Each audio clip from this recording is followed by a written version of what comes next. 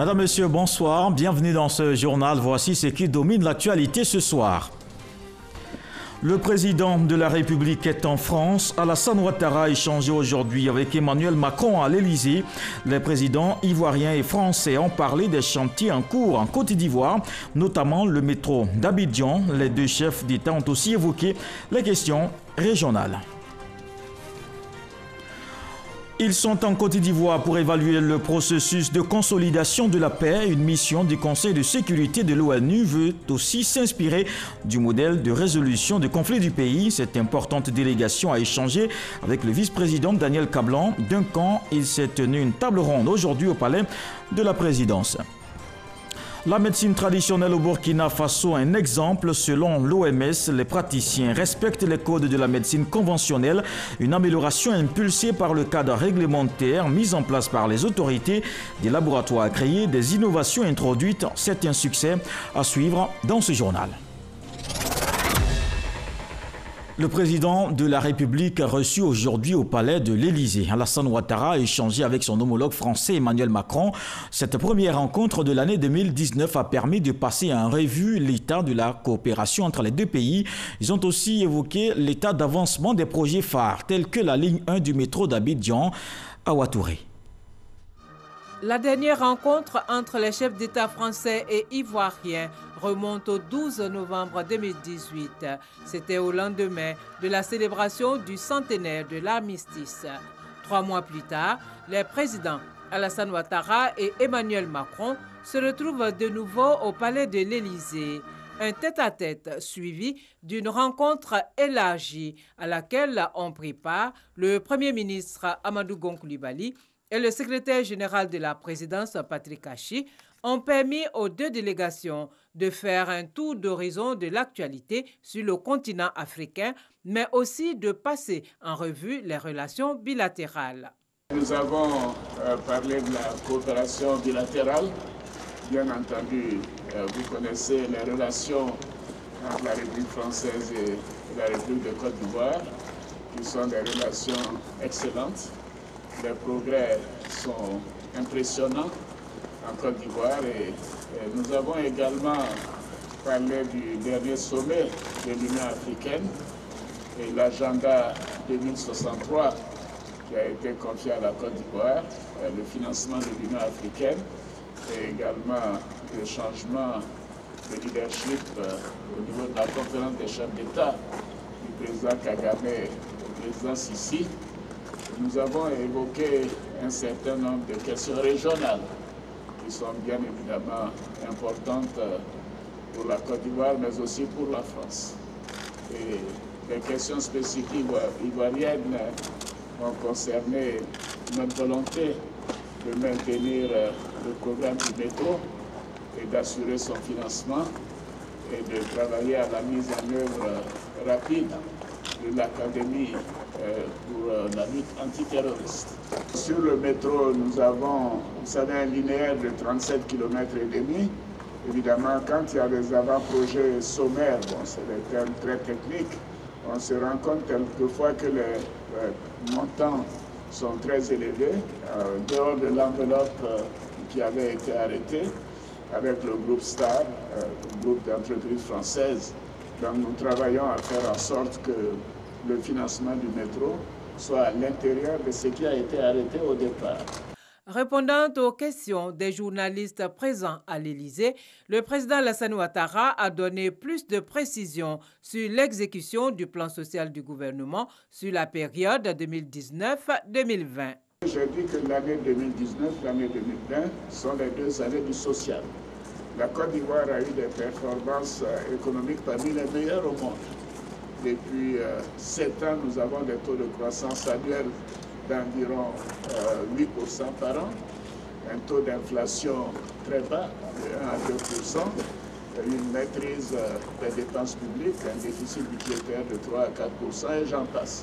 Donc c'est un pays qui est bien géré au plan macroéconomique, les performances sont là, les infrastructures ont été construites, nous avons amélioré l'accès à l'eau potable, à la santé, aux écoles, à la santé, mais nous avons pensé qu'il fallait faire un effort particulier sur le social, puisque beaucoup de gens nous disent oui, tout ça va très bien, mais au niveau de la réduction de la pauvreté, nous ne ressentons pas de manière effective donc les progrès.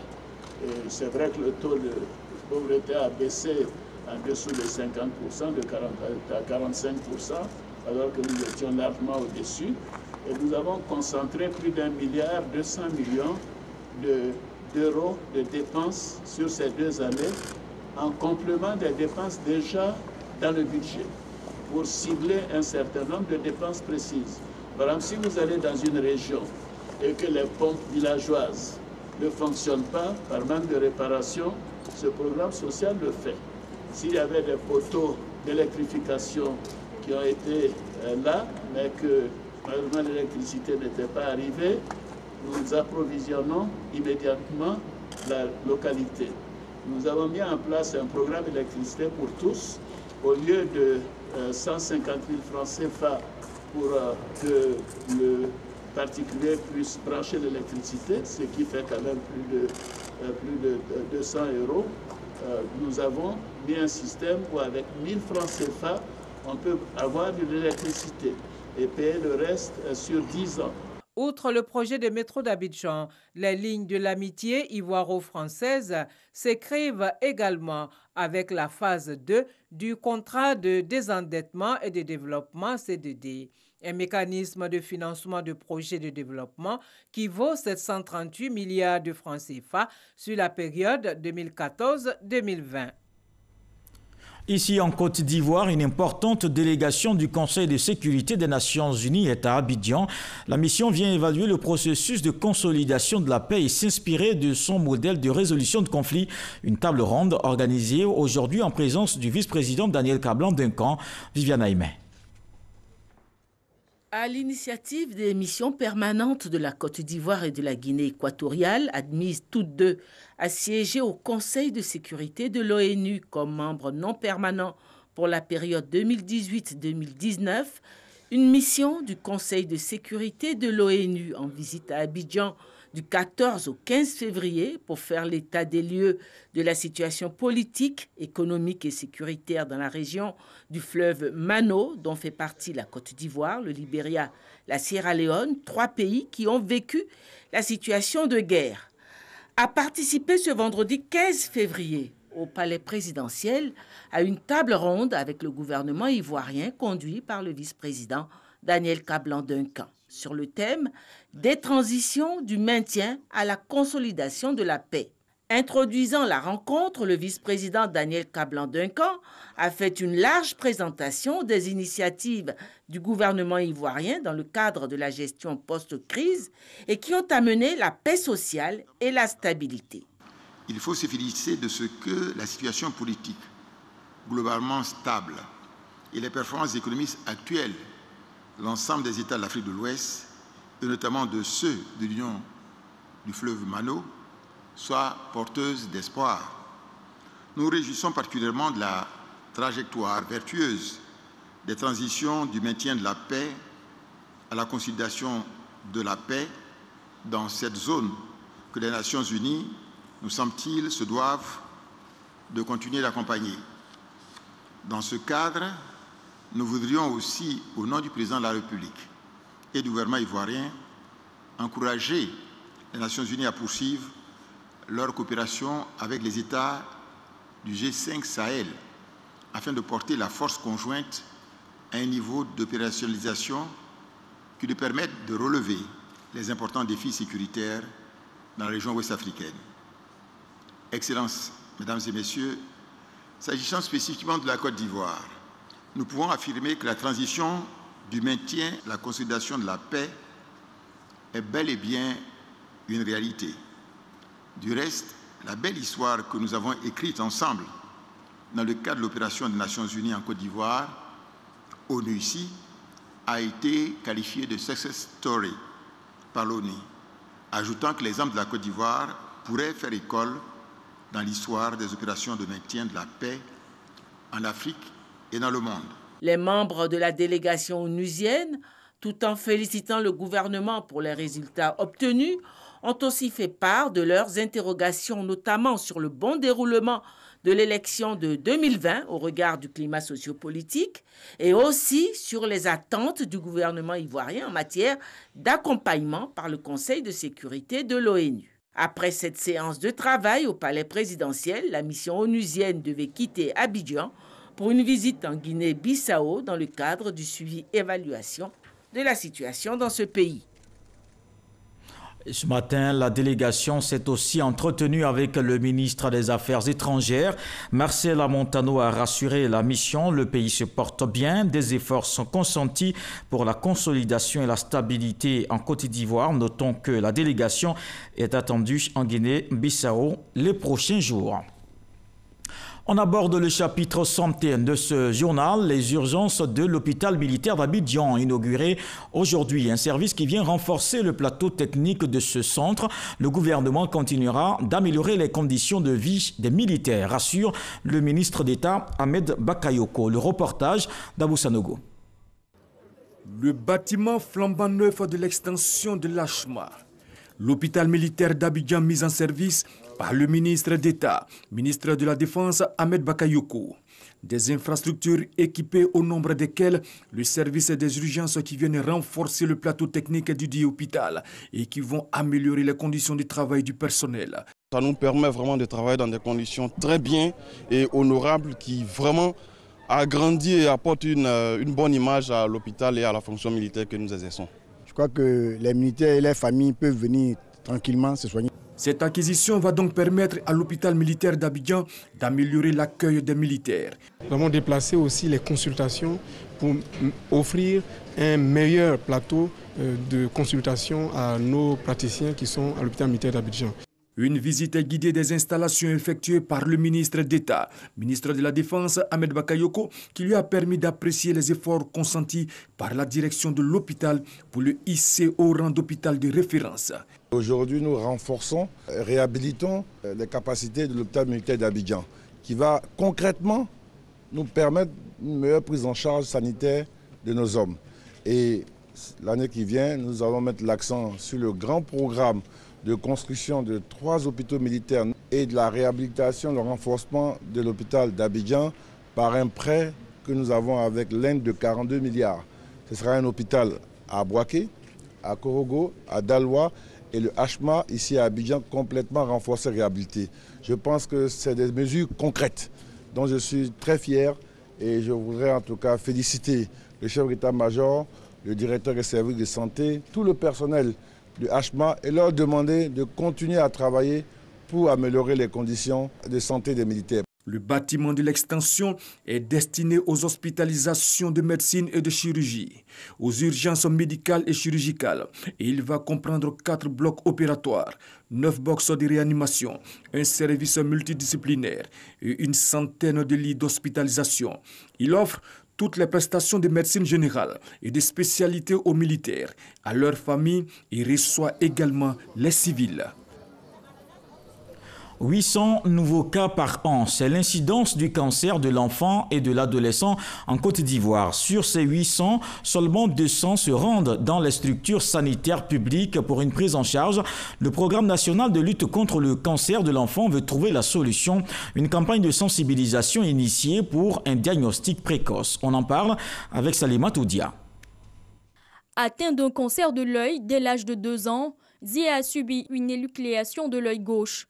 En classe de CP1, à présent guéri, il ne peut que voir d'un seul œil. Avec son père, il est venu rendre témoignage aux autres enfants qui luttent contre le cancer. Si le cancer est détecté plus tôt, on peut en guérir. On peut en guérir. Parce que lui, il se porte très bien, parce que ça a été détecté plus tôt. Pour avoir des chances de guérir comme Zie, un diagnostic précoce doit être fait. En Côte d'Ivoire, sur 800 nouveaux cas attendus chaque année, seulement 200 malades sont traités dans les établissements sanitaires spécialisés. 45% d'enfants arrivent à des stades avancés avec un taux de décès de 36,5%. Le parent est à la maison avec son enfant et il y a une boule qui sort au niveau de ses yeux ou bien au niveau de son ventre. Et par négligence, l'enfant va arriver à l'hôpital, l'insecte arrive. Donc on sensibilise les parents. À un moindre signe, amener l'enfant à l'hôpital. Si le cancer, le diagnostic est fait tôt, la prise en charge est adéquate, le cancer guérit à 90% des cas. La question du traitement et de la prise en charge est évoquée quand on note un taux d'abandon du traitement de 23%. La prise en charge, elle est faite, mais elle a besoin de soutien parce que la prise en charge coûte cher, elle n'est pas gratuite. Et quand vous avez un enfant qui ne fait pas partie des 5 groupes de cancer listés, vous voyez que les parents sont obligés de eux-mêmes prendre en charge financièrement, par exemple l'ostéosarcome, où on peut avoisiner une prise en charge qui va nous coûter 10 à 12 millions. Il y a des parents qui, dès qu'on commence, qui ne viennent pas. En plus de la sensibilisation auprès des populations, c'est aussi un plaidoyer. Le ministère de la Santé, à travers le programme, met une action de plaidoyer au niveau des laboratoires pharmaceutiques pour la réduction du prix des médicaments. On négocie toujours pour avoir la gratuité des médicaments. Des centres spécialisés à l'intérieur du pays, la formation d'oncopédiatres, jusque-là une 50aine, et une meilleure prise en charge médicale sont nécessaires afin de lutter efficacement contre le cancer de l'enfant.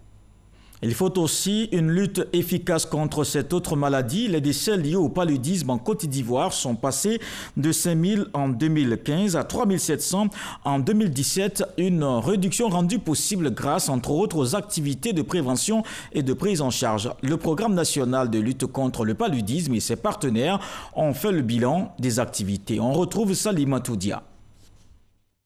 En 2017, 33 sur 100 malades font le paludisme contre 50 en 2012. La prévalence est en baisse avec 33% en 2017 contre 43% en 2015. Selon le bilan des activités du programme national de lutte contre le paludisme, la prise en charge est effective dans les structures sanitaires publiques et privées. On prend en charge le paludisme avec le matériel, ou la disponibilité des intrants. Il y a des appareils pour savoir aussi l'anémie chez les femmes enceintes et les enfants de moins de 5 ans. Et aujourd'hui aussi, nous sommes dans la communauté. On prend en charge les enfants de moins de 5 ans dans les villages qui sont situés à plus de 5 km d'un centre de santé. Nous sommes couverts à 90% pour les activités communautaires. Pour savoir si le traitement marche, c'est le nombre de décès qu'il faut voir. Et en Côte d'Ivoire, aujourd'hui, le nombre de décès baisse.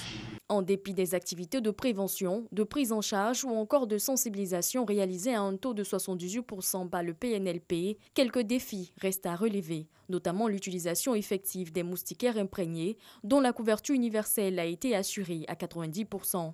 En plus de l'utilisation massive des moustiquaires, nous voulons inviter chaque Ivoirien, où qu'il se trouve, à agir sur son environnement, à faire tout pour que les gîtes larvaires puissent être détruits afin que nous ayons moins de moustiques. Moins de moustiques égale moins de piqûres et moins de cas de paludisme. Nous allons couvrir toute la Côte d'Ivoire. C'est de passer à échelle ces interventions. Ça nous reste une dizaine de districts.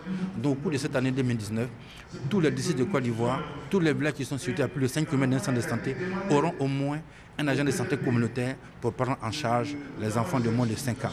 Ajoutez à cela la formation des médecins pour une prise en charge opportune, efficace et rapide du paludisme. Il n'y a pas que la médecine moderne pour se soigner. 8 Africains sur 10 ont recours à la médecine traditionnelle. Mais les praticiens opèrent très souvent dans l'informel. Au Burkina Faso, l'exercice de cette médecine s'est nettement amélioré. Ce grâce à un cadre réglementaire considéré comme un modèle sur le continent par l'Organisation mondiale de la santé. Vous allez le voir, les praticiens de santé burkinabés ont apporté des innovations. Médecine traditionnelle, l'exemple burkinabé, un reportage de Didier Nguessan.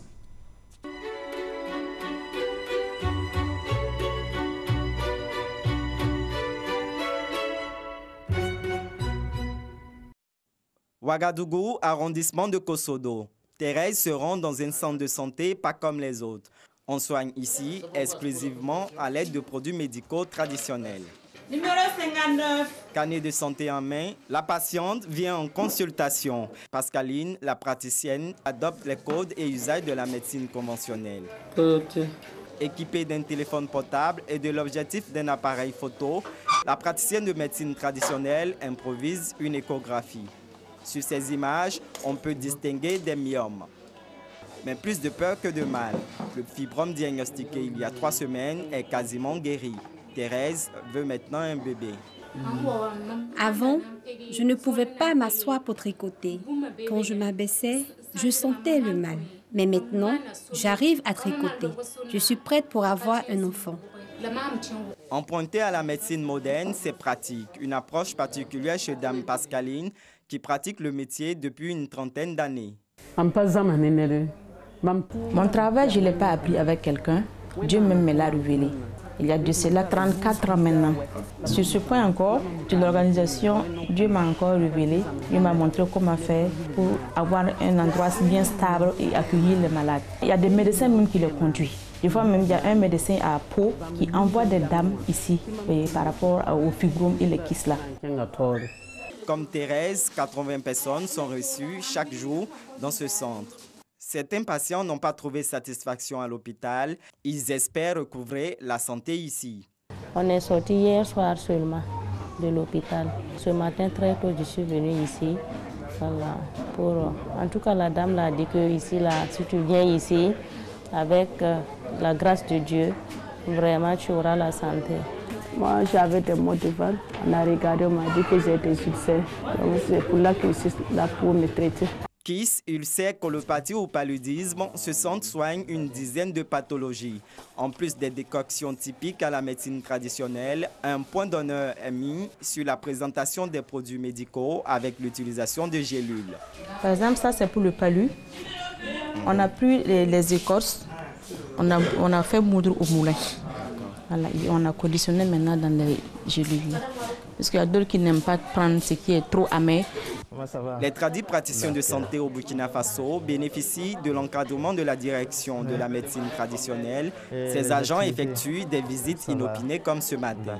Au début, c'était véritablement du rudimentaire, mais elle a pris en compte les recommandations qu'on lui a faites depuis les emballages, la présentation, les étiquettes, l'organisation un peu de façon générale. Il y a des dossiers d'autorisation. Au niveau du Burkina, c'est une de nos particularités. Il y a le document, l'arrêté d'exercice de la médecine traditionnelle. Il y a une commission nationale qui statue sur l'octroi ou le refus de l'arrêté d'exercice de la médecine traditionnelle. Quand on délivre une autorisation, ça va de une pathologie à 3 pathologies. Donc, le praticien ne peut exercer que sur cette gamme. S'il part au-delà de cette gamme de pathologies et a un problème, naturellement, on peut envisager en fait le retrait de son autorisation d'exercice de la médecine traditionnelle.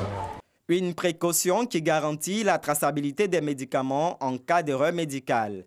Une cinquantaine de produits médicaux sont homologués par le ministère de la Santé. Le Burkina Faso compte plus de 33 000 praticiens de santé. Seulement 600 ont une autorisation d'exercer.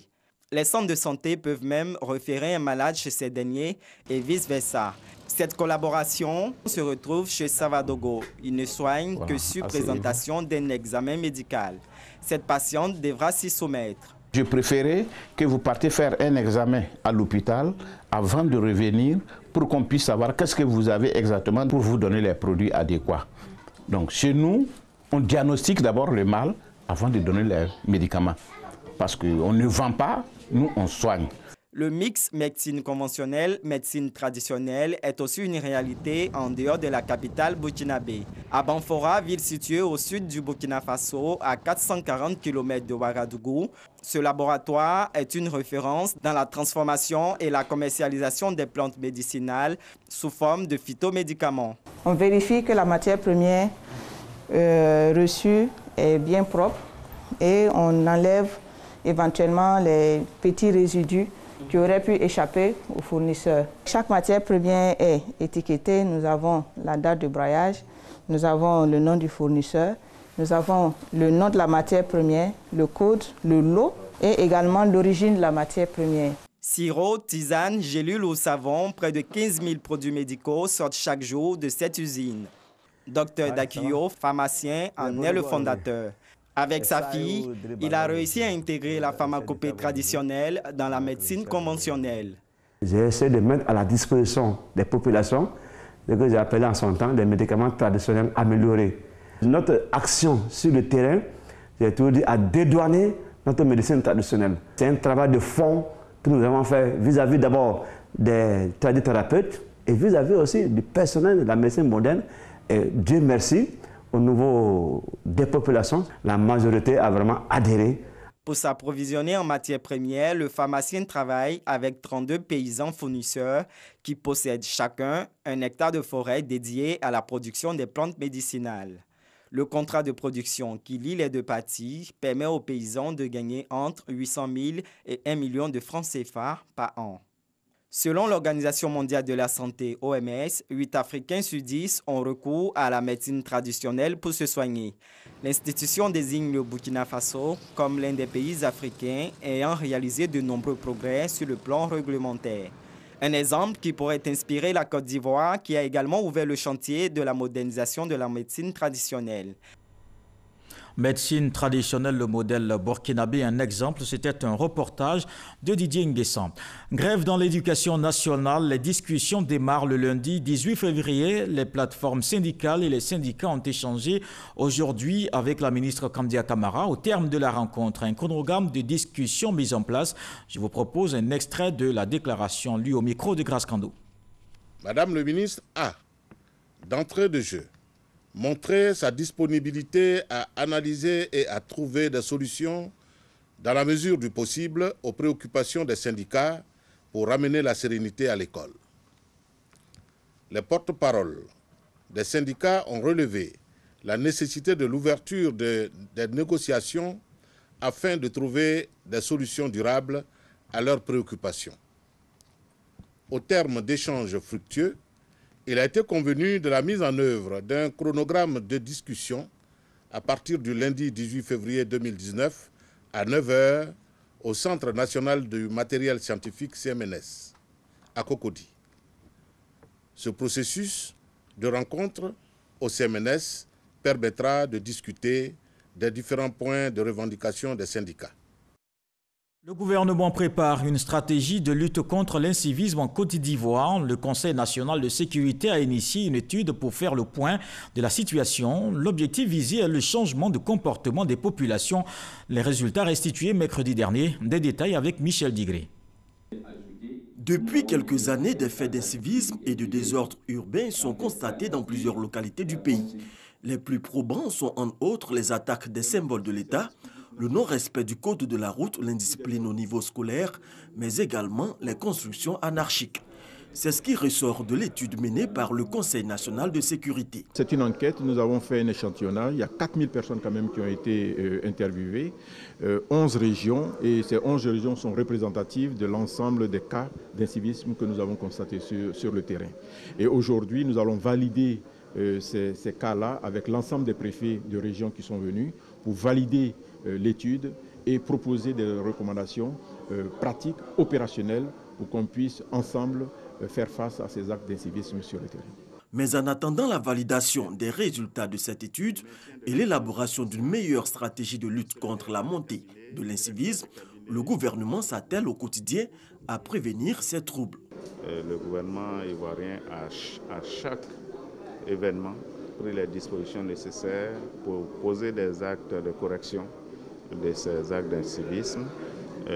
Dans nos régions, dans nos départements, il est déjà mis en place des mécanismes de règlement et d'information, de sensibilisation.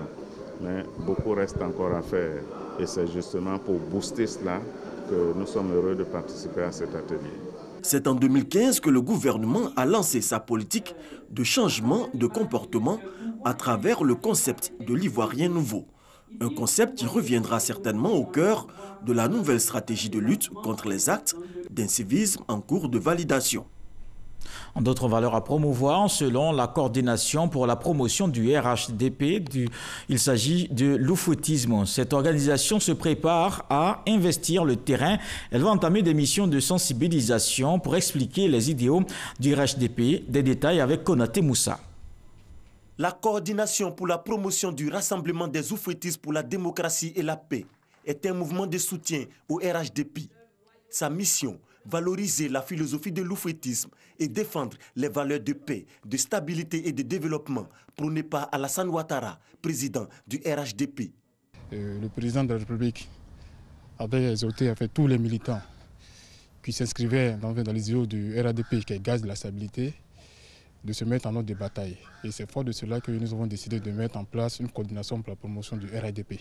D'abord, c'est de rassembler les Ivoiriens, informer les Ivoiriens sur les actions du gouvernement ivoirien, prôner la réconciliation des fils et des filles de la Côte d'Ivoire.